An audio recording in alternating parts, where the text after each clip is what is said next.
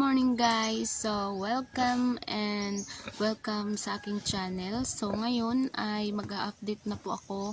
So, nung una ko pong vlog na kung saan nanganak yung anay ko, kung saan nanganak yung isa kong anay ay may nag-comment kasi na nabuhay ba daw yung ihid. So, ngayon ay i-update ko kayo kung nabuhay ba talaga yung ihid. So, yun guys, sa siyam na anak niya, 9 na anak ng inahin namin na yun, ay sa awa ng Diyos ay 4 na lang yung natira. Kasi guys, 'di ba, yung 9 sana yun. Tapos yung una may 2 patay, tapos nasundan pa yun nung nakatulog kasi ako guys, so hindi ko siya nabantayan.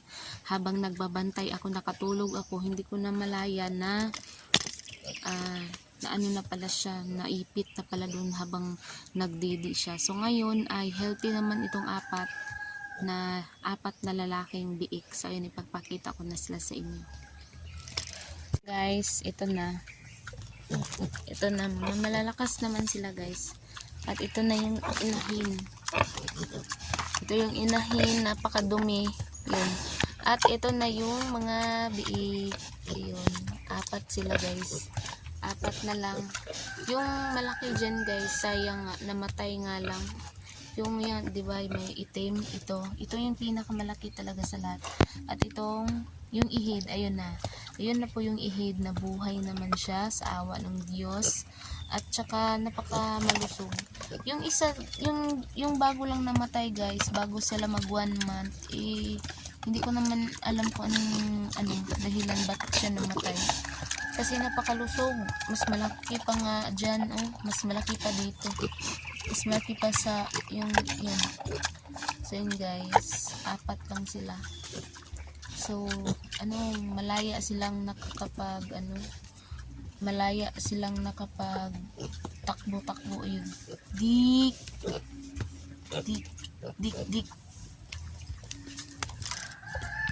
So, ayan guys, nandyan sila sa likod ko. So, ito talaga ang kagandahan sa bukid kasi hindi na natin kailangan pa na maggawa pa ng yung talagang simentado na na piggery. Lang guys, pang mahirap na style. Kasi mga bata pa kami, ganyan naman talaga, hindi naman nauuso yung nakakulong yung baboy. Ito yung baboy namin is malaya, pero hindi pa kasi siya na guys, yung bang natuli. Bukas pa daw. So, yun. Bukas pa siya matuli yung mga biik. Kung yung makukunan ng itlog, hindi ko alam kung anong tawag sa inyo. So, yun guys, yung update naman dito sa lupa ay ang sabi ng DAR na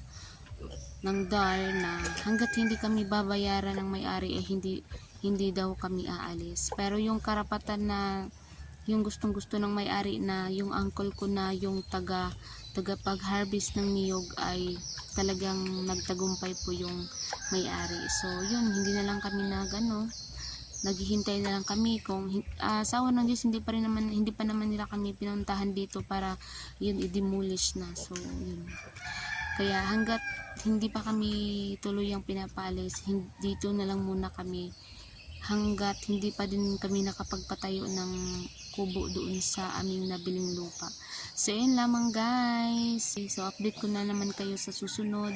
Kapag mamaya ay ipapakita ko sa inyo yung isang siguro manganganak na yan ngayon na siguro na araw or bukas, August na ngayon kasi guys. So saka sobrang laki na ng kanyang parang meron na talaga siyang signs na manganak na siya ngayong linggo. So yun guys, papakita ko siya sa inyo mamaya. Bye! Hi guys! So yun guys, ito pala yung guys, yung lupa na saan nakatira kami. Yun, sobrang lawak yan dyan. Hanggang doon pa dyan guys, sa babaw. Sa may ibabaw banda. So yun. Kaya sobrang sayang talaga. Ito, yun ang mga bahay namin doon sa dulo.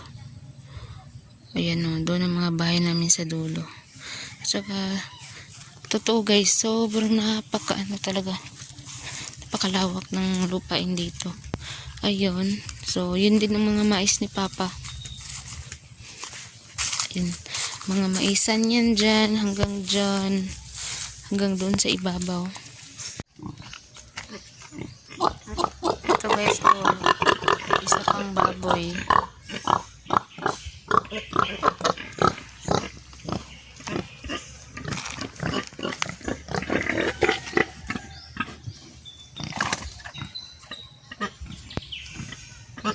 Ito guys, malapit na tong mga anak guys. Ayun. Oops. Tsaka guys, meron din siyang butas. Ayun. Oh. Nakakaloka talaga yung mga langaw guys. Ginilagyan ng butas na naman. Katulad din ito nung isang baboy na nanganak. May butas din sa liog. Dik. Nanak nakadik. So guys, tingnan nyo, malapit na talaga itong mga Uy! Ang nakadik eh. Dik, nanak, nakadik.